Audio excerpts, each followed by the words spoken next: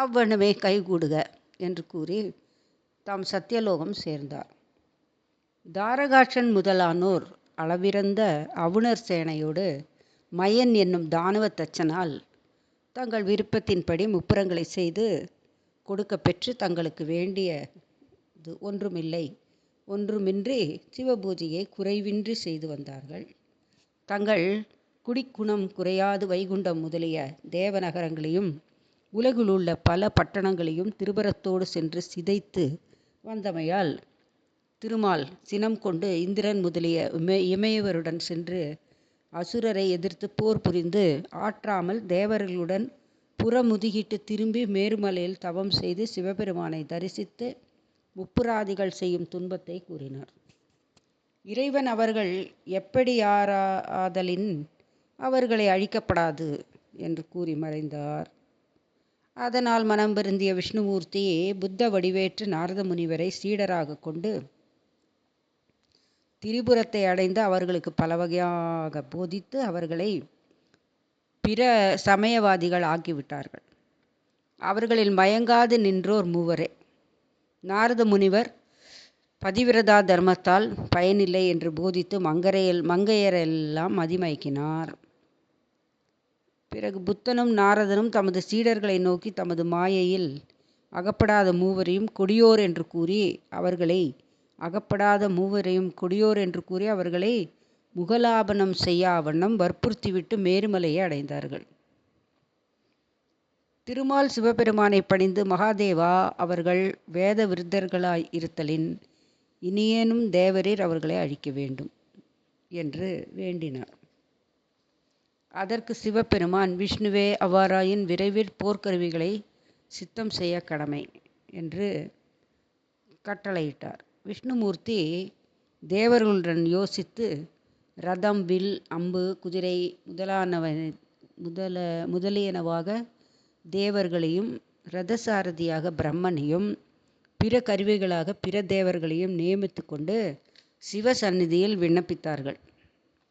தேவர் வேண்டுகோளுக்கு இறங்கிய சிவபெருமான் உமாதேவியாருடன் ரதத்தில் அமர்ந்து விநாயகர், சுப்பிரமணியர், பிரம்மன், இந்திரன் முதலிய தேவர்கள் தத்தம் வாகனங்களில் ஏறி புடை சூழ்ந்து வரவும், சப்த ரிஷிகள் ஆசிர்வதிக்கவும், ரிஷி கன்னியர் மங்களப்பாட்டு பாடவும், மந்திதேவர் பொற்பிரம்பு ஏந்தி முன் செல்லவும், பானுகம்பன், வர்ணன், சங்குகர்ணன் முதலிய கணநாதர்கள் வாத்தியம் வாசிக்கவும் திரிபுரத்தை அடைந்தார்.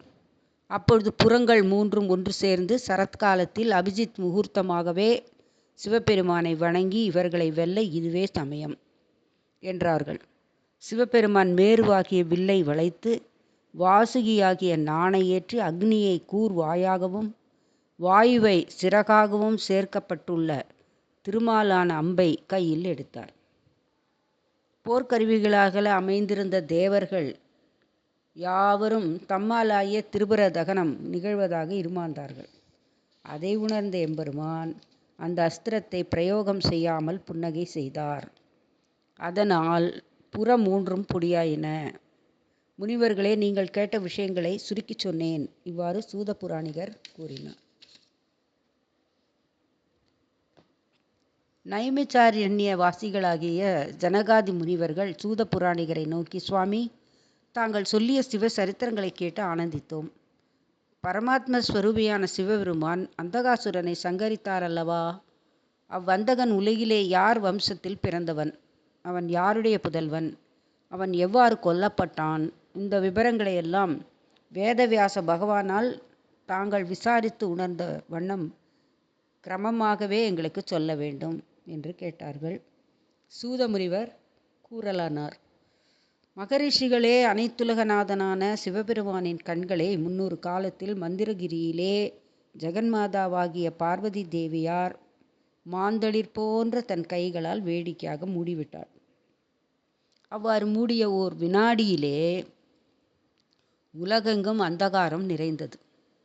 அவ்வாறு சிவபெருமானது கண்களை மூடிய பார்வதி தேவிக்கு உடனே உண்டான அச்சத்தால் வியர்வை உண்டாயிற்று.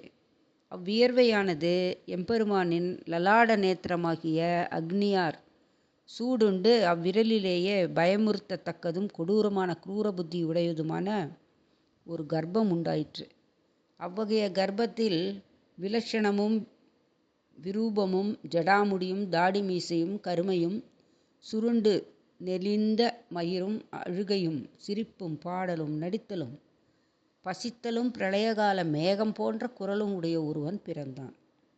மகா ஆச்சரியமான உருவத்தோடு பிறந்த அவனை சிவபெருமான் கண்டு பார்வதியை நோக்கி சிரித்து, பெண்ணே, என் விழிகளை நீ வேடிக்கையாக மூடி இவ்வையாக ஒருவனை பிறப்பித்து என்னை பயப்படுத்துகிறாயா என்று வினோதமாக கூறினார். பார்வதி அவ்வார்த்தைகளை சிரித்து அவ்விழிகளில் பொத்திய தன் கைகளை எடுத்தாள். இத்தகைய கோர ரூபத்துடன் அந்தகாரத்தால் இருளால் பிறத்தலின் அவன் கண்ணில்லாத அந்தகனாக இருந்தான். அப்பொழுது மகாதேவி மகாதேவனை நோக்கி, சுவாமி, இவன் யார்? குருடனாயும் குரூப்பியாகவும் இருக்கிறானே, எந்த நிமித்தத்தால் இவன் இவ்வாறு பிறந்தான்? இவன் யாருடைய புதல்வன்? இவ்வுண்மையை சொல்ல வேண்டும் என்று கேட்டாள். அதற்கு சிவபெருமான், பார்வதி, இவன் மகாபாகியசாலி, பராக்கிரமசாலி. இவன் விழிகளை நீ மூடினையே, என் விழிகளை நீ மூடினாயே, அப்பொழுது உன் கை வியர்வையில் உண்டாகி அந்தகன் என்னும் பெயர் பெற்றான். இவனுக்கு தந்தை நானே.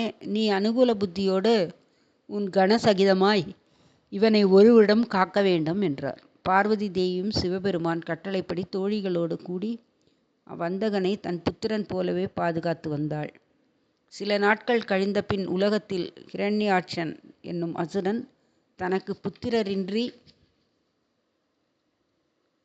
வனத்தை அடைந்து தேகமெல்லாம் இளைக்க ராகத்வேஷங்களின்றி சிவதரிசனத்தை விரும்பி பெருந்தவம் செய்தான்.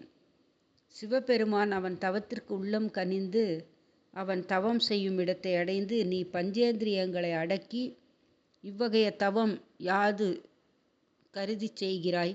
உனக்கு வேண்டிய வரத்தை கேள், கொடுப்பேன் என்றார். ருத்ரன் தொடரும். நன்றி, வணக்கம்.